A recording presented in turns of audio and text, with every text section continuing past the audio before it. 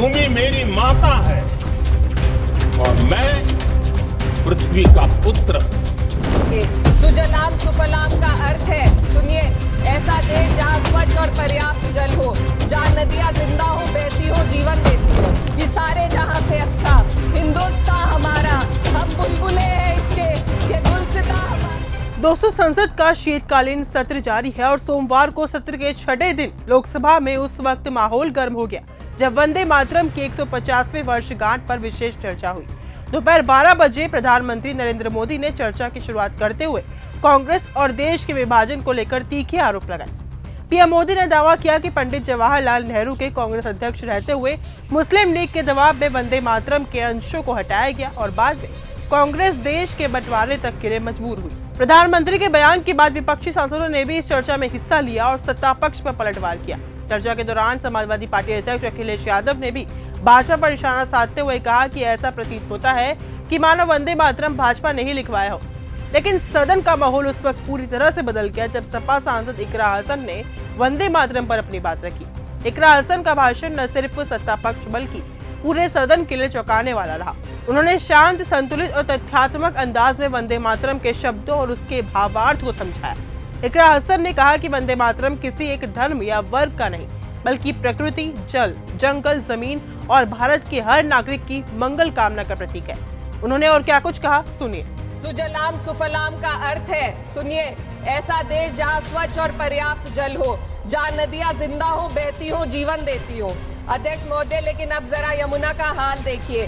दिल्ली प्रदूषण नियंत्रण समिति की 2025 की रिपोर्ट बताती है कि यमुना के कई हिस्सों में बीओडी स्तर 127 mg पर लीटर है तक पहुंच चुका है, जबकि किसी जीवित नदी के लिए ये 3 mg पर लीटर से कम होना चाहिए। ये सिर्फ नदी का संकट नहीं है, ये किसान का संकट है। नमामि गंगे के नाम पर हजारों करोड़ रुपए खर्च हो गए, लेकिन सच्चाई ये है कि आज भी गंगा और यमुना के किनारे किसान मजबूरी में उसी जहरीली पानी से खेती कर रहा है। वही जहर अनाज में उतरता है और वही जहर किसान की जिंदगी को धीरे धीरे खत्म कर देता है।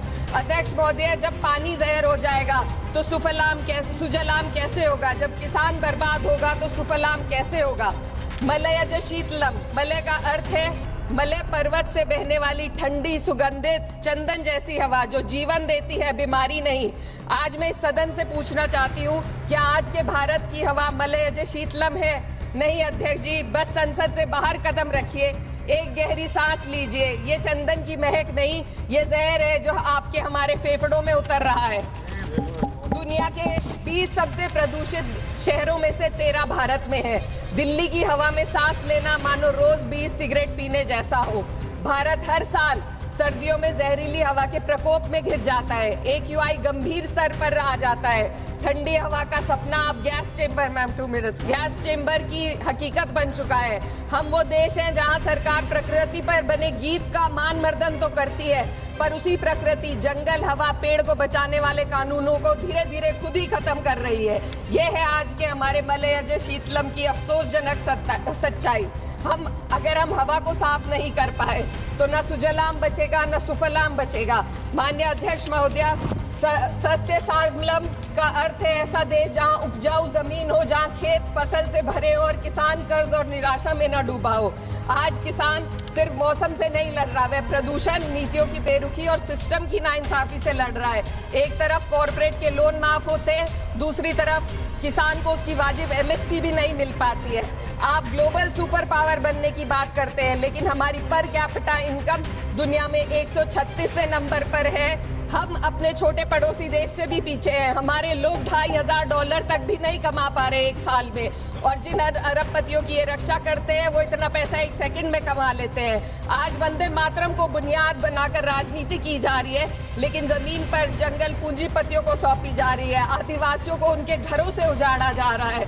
मातरम में जो मातरा माता है वे सिर्फ मातृभूमि की वंदना नहीं, वे इस धरती की हर नारी, वे इस देश की हर बेटी, हर महिला के सम्मान की बात भी करता है। लेकिन आंकड़े अगर आप देखेंगे, NCRB की हाल की रिपोर्ट के अनुसार, मैम के अनुसार देश में हर वर्ष लगभग 30,000 से अधिक बलात्कार हो रहे हैं, यानी एक दिन में 80 से अधिक महिलाएं यौन हिंसा का शिकार होती हैं और ये सिर्फ दर्ज अब इकरा हसन का ये भाषण सोशल मीडिया पर तेजी से वायरल हो रहा है। कई यूजर्स का कहना है कि इकरा हसन ने वंदे मातरम की वास्तविक भावना को बिना टकराव और बिना नफरत के देश के सामने रख दिया।